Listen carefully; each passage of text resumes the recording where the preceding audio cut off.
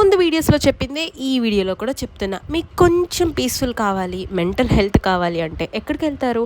అయితే గుడికి వెళ్తారు, లేదంటే గోదావరి గట్టుకు వెళ్తారు. కానీ ఆ రెండు ఒకే చోటు ఉంటే ఎంత బాగుంటుంది చెప్పండి. ఇప్పుడు నేను చూపిస్తున్న ప్లేస్ ఎక్కడో మీకు తెలుసా?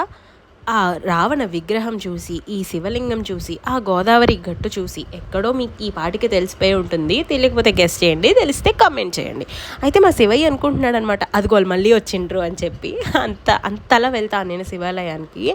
సో నాకు కొంచెం ఏదైనా మైండ్ బాగోకపోయినా, కొంచెం రిలాక్సేషన్ కావాలన్నా, హ్యాపీగా ఉన్నా, సాడ్గా ఉన్నా, ఎలాంటి రకమైన ఎమోషన్ అయినా నేను ఫస్ట్ వెళ్ళే ప్లేస్ అంటూ ఉంటే శివాలయానికి.